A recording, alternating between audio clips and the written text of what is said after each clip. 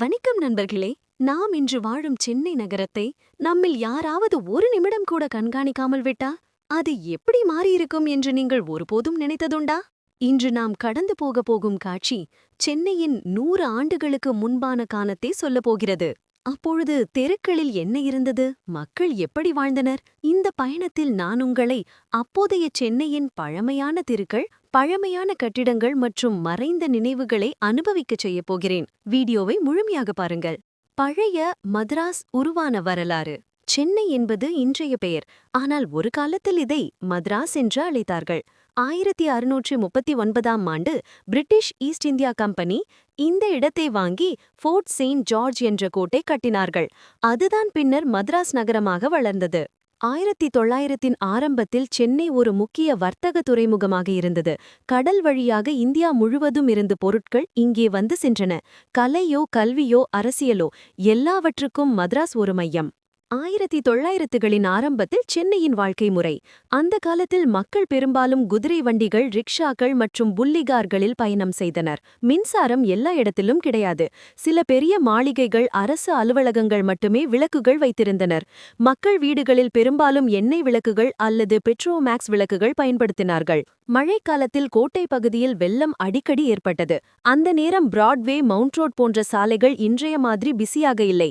ஆனால் அங்கு பிரிட்டிஷ் கட்டிய கல்லாலான கட்டிடங்கள் இன்னும் அந்த காலத்தின் பெருமையை சொல்கின்றன. சென்னையில் போக்குவரத்து மாற்றங்கள். சென்னையில் மின்தடம் 1891இல் தொடங்கப்பட்டது. அந்த காலத்தில் மக்கள் ஒரு அண்ணா கட்டணத்தில் மைல்களுக்கு பயணம் செய்தனர். பிராட்வே முதல் மயிலாப்பூர் வரை மின்தடம் மூடியது. அதுதான் இன்றைய பேருந்துகளுக்கும் மெட்ரோவிற்கும் அடித்தளம் வைத்தது. பின்னர் 1940களில் அந்த தடம் சேவை நிறுத்தப்பட்டாலும் இன்னும் சில பழைய ரயில் பாலங்கள் அதன் நினைவுகளை சொல்லிக் கொண்டிருக்கின்றன. கல்வி மற்றும் கலாச்சாரம். சென்னை எப்போதுமே கல்வி மற்றும் கலாச்சார மையம். 1900களில் பிரசிடென்சி காலேஜ், பச்சையப்பா காலேஜ் போன்றவை இளம் தலைமுறையும் கனவு. அந்த காலத்தில் தமிழ் இலக்கியம், நாடகம், இசை, நடனம் அனைத்தும் பெருமளவில் வளர்ந்தன. மகாகவி பாரதி, சுப்பிரமணிய சிவா, வி.ஓ. சிதம்பரனப்பிள்ளை போன்றோர் தங்கள் எழுத்துகளாலும் போராட்டங்களாலும் மദ്രാஸை எழுப்பினார். செய்தித்தாள் மற்றும் ஊடக வளர்ச்சி. அந்த காலத்தில் த ஹிந்து 1878இல் தொடங்கப்பட்டது. ஏற்கனவே ஒரு பிரபல பத்திரிகையாகிடு. தமிழில் ஹிந்துஸ்தானி, ஸ்வதேசமித்ரன் போன்ற பத்திரிகைகள் மக்கள் மனதில் தேசபக்தியை தூண்டின. மக்கள் செய்திகளை தெரிந்து கொள்ள காலை நேரம் பத்திரிகையோடு ஆரம்பிப்பார்கள். மதம் மற்றும் திருவிழாக்கள். சென்னை நகரம் பழங்காலத்திலிருந்தே பல கோயில்கள், தேவாலயங்கள், மசூதிகள் இணைந்து வாழ்ந்த இடம். மயிலாப்பூர் கபாலீஸ்வரர் கோவில், திருவல்லிக்கேணி பார்த்தசாரதி கோவில் மற்றும் செயின்ட் தாமஸ் மவுண்ட் இவை அனைத்தும் 100 ஆண்டுகளுக்கு முன்பும் இருந்தவையே. அந்த காலத்தில் கபாலீஸ்வரர் திருவிழா, கரகாட்டம், தெருநாடகங்கள் சென்னையின் மக்களின் முக்கிய பொழுதுபோக்கு. பிரிட்டிஷ் கட்டிடங்கள் மற்றும் நகர வடிவமைப்பு. இன்றும் நம் கண்களுக்கு தெரியும் சில பழைய கட்டிடங்கள். High court, Ripon building, LIC, central railway station, senate house இவை அனைத்தும் பிரிட்டிஷ் கால கட்டிடக்கலையின் உதாரணங்கள். இவை 100 ஆண்டுகளுக்கும் மேலாக காலத்தை வென்ற நம் நகரத்தின் அடையாளங்கள். முதல் அறிமுகம். மவுண்ட் ரோட் என்னவாக இருந்தது? மவுண்ட் ரோட் அந்த சமயத்தில் மெட்ராஸ் நகரத்தின் முதன்மை வர்த்தக சாலைகளில் ஒன்றாக இருந்தது. ஆங்கிலேய ராஜ்யத்தின் நிர்வாகமும் வர்த்தக சம்பந்த நிலைகளும் மவுண்ட் ரோட்டை நகரத்தின் மையத்திற்கு இணைத்தன. இதனால் இது பொதுக்கூட்டங்களுக்கும் வணிக வளர்ச்சிக்கும் முக்கிய போக்குவரத்துக்காக மாறியது. 1920களின் முன் சுற்றமில் மவுண்ட் ரோட் போல பெரிய சாலைகளில் ஒரே நேரத்தில் குதிரை வண்டிகள், மிதிவண்டிகள், பின்னர் தோன்றிய முதலான மோட்டார் கார்கள் இவை எல்லாம் கலந்து ஓடின. அதே நேரத்தில் திறந்தவெளி காட்சிகள் போல் கார்களும் நடைபாயலிகளும் ஒரே பாதையில் செல்ல சாலை ஒரு கலகலப்பான நகரத்திடல் போல இருந்தது. பொது போக்குவரத்து. உருளும் ரயில்கள் மற்றும் டிராம்ஸ். மദ്രാஸ் நகரில் டிராம் சேவைகள் 20ஆம் நூற்றாண்டின் தொடக்கத்திலேயே பரவின. 1920-21ஆம் காலத்தில் டிராம் சேவை பரபரப்பாக செயல்பட்டு பல கோடி பயணிகளை ஏற்றி வந்தது. இது நகரத்தின் போக்குவரத்தை மாற்றியமைத்தது மற்றும் மவுண்ட் ரோட் போன்ற பிரதான சாலைகளில் மக்கள் இயக்கத்தை முறை செய்தது. மின்சாரம் மற்றும் தெருவிளக்குகள். காலத்திற்குள்ள மின்சாரம் அறிமுகம் அடைந்ததும் சில முக்கியமான பப்ளிக் பில்டிங்ஸ் போன்றவை முற்காலத்திலேயே மின்சார ஒளியால் நகையும். இது நைட் நேர செயல்பாட்டை அதிகரித்து கடைகள் மற்றும் சாலையோர சந்தை பண்பை மாற்றியது. நகரின் மின்சார போக்குவரத்து கட்டமைப்பு 1900கள் முதல் 1910களில் ஆழமாக அமைக்கப்பட்டதற்கான ஆய்வுகள் உள்ளன. வர்த்தகம், கடைகள், புத்தக கடைகள் மவுண்ட் ரோட் வழியே இருந்த பெயர் பெற்ற கடைகளில் மிகவும் முக்கியமான ஒன்று ஹிகன்பாத்தம்ஸ் போன்ற புத்தக கடை மற்றும் பத்திரிகை மற்றும் வணிக நிலையங்களாகும்.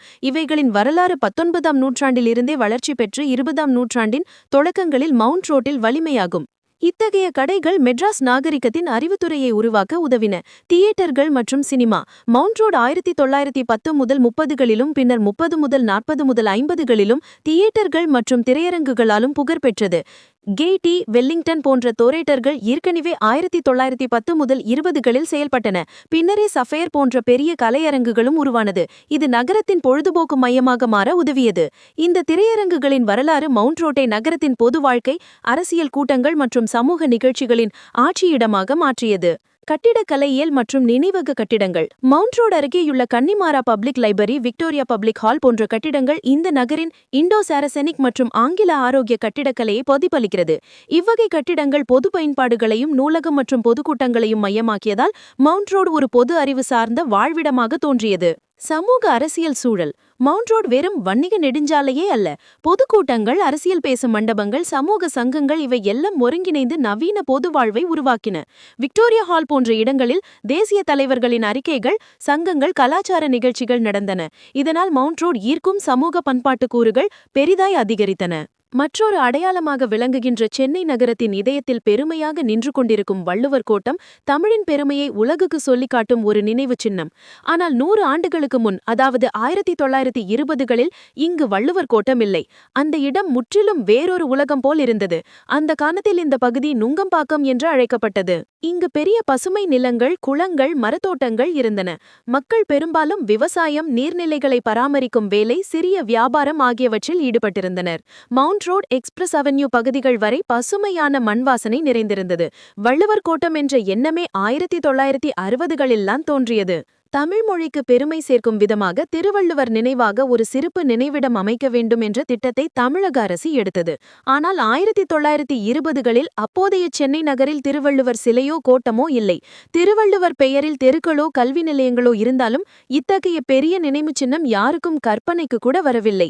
அந்த இடம் அப்பொழுது நுங்கம்பாக்கம் மைதானம் என்று அழைக்கப்பட்டது. அங்கு சில சிறிய அரசாங்க அலுவலகங்கள், மைதானங்கள், மக்களுக்கான திருவிழாக்கள் நடத்தும் இடங்கள் இருந்தன. சில சமயங்களில் ஆங்கில ஆட்சியின் பொது நிகழ்ச்சிகளும் அங்கே நடந்தன. காலப்போக்கில் நகரம் விரிவடைந்தது. மக்கள் பெருகினர். தமிழர் கலாச்சாரம் மீண்டும் எழுச்சி பெற்றது. அதிலிருந்துதான் 1970களில், அதாவது சுமார் 50 ஆண்டுகளுக்கு முன் வள்ளுவர் கோட்டம் என்று உருவாக்கப்பட்டது. இது 1976ஆம் ஆண்டு அப்போதைய முதல்வர் அவர்களின் தலைமையில் திறக்கப்பட்டது. கோட்டத்தின் வடிவமைப்பு மிகவும் தனித்துவமானது. இது திருக்குறள் அடிப்படையில் வடிவமைக்கப்பட்ட ஒரு மாபெரும் கலை சின்னம். வள்ளுவர் கோட்டத்தின் உள்ளே 133 அத்தியாயங்களுடன் கூடிய திருக்குறள் கல்வெட்டுகள், வள்ளுவரின் சிலை மற்றும் பெரிய குளம் போன்றவை அமைக்கப்பட்டன. அந்த சிலை சுமார் 39 மீட்டர் உயரம் கொண்டது. இது ஒரு நினைவு சின்னம் மட்டுமல்ல, தமிழ் சிந்தனையின் மையம். ஆனால் நினைத்து பாருங்கள், 100 ஆண்டுகளுக்கு முன் அந்த மைதானத்தில் ஒரு சிறுவன் மழைக்காலத்தில் விளையாடிக் கொண்டிருந்தால் அவனுக்கே தெரியாது ஒரு நாள் அவன் விளையாடிய மண் தமிழின் பெருமையை தாங்கி நிற்கும் புனிதமான இடமாக மாறும் என்று. மற்றொரு அடையாளமாக விளங்குகின்ற சென்னை நகரத்தின் கூவம் நதி. அந்த காலத்தில் கூவம் ஆற்றின் கரைகள் பசுமையாக இருந்தன. நெற்கதிர்கள் அசைந்தாடும் வயல்கள், மீனவர்கள் தங்கள் படகுகளில் மீன்பிடித்து வாழ்ந்தனர். கூவம் ஆறு வழியாகவே மக்களின் வாழ்வாதாரம், விவசாயம், போக்குவரத்து எல்லாமே நடந்தது. காலனி ஆட்சியின் போது கூவம் ஆற்றின் கரையில் பல முக்கியமான கட்டிடங்கள், ஆலயங்கள், சந்தைகள் வளர்ந்தன. மழைக்காலத்தில் கூவமாறு சென்னைக்கு உயிரூட்டும் நீர் வழியாக இருந்தது. ஆனால் பின்னர் நகர வளர்ச்சியுடன் ஆற்றின் இயல்பு மாறி அதன் அழகு மங்கியதாகிட இன்றைய கூவம் ஒரு நினைவாக மட்டுமே எஞ்சியுள்ளது. ஒரு காலத்தில் சென்னையின் பெருமை இன்று சுத்தமின்மையின் சின்னமாக மாறியுள்ளது. இன்று நாம் காணும் கூவமாறு சுத்தமின்மையின் சின்னமாக மாறியிருக்கலாம். ஆனால் 100 ஆண்டுகள் முன்பு இதே கூவம்தான் சென்னையின் உயிர்நதி. கூவமாற்றின் வரலாறு நமக்கு ஒரு பாடம் சொல்கிறது. இயற்கையை நாம் பாதுகாக்கவிட்டால் அது நமக்கு வரலாறாகவே மாறிவிடும். 1900 ஆண்டுகளுக்கு முன் சென்னையில் வாழ்ந்த மக்கள் அவர்கள் உழைப்பாலும் ஒற்றுமையாலும் இந்நகரை உருவாக்கினர். இன்று நாம் அனுபவிக்கும் வசதிகள் அவர்களின் முயற்சியின் விளைவு. மദ്രാஸ் ஒரு நகரம் அல்ல, அது ஒரு மரபு, ஒரு வரலாறு, ஒரு உயிரோட்டம். நாம் இதை பாதுகாத்து வளர்ப்பது நமது கடமை. இன்று நம்மோடு சென்று பார்த்த பழமையான சென்னையின் பயணம் இதுவரை இங்கே முடிகிறது. 100 ஆண்டுகள் முன் இந்த நகரம் எப்படி இருந்தது, மக்கள் எப்படி வாழ்ந்தனர் என்பதை பார்க்கும் இந்த பயணம் நமக்கு ஒரு புதிய புரிதலை கொடுத்துள்ளது. நேற்றைய சென்னை இன்று எப்படி மாறியுள்ளது என்பதை கொப்பிடும்போது பழமையான நினைவுகள் நம்மை வரவேற்கின்றன.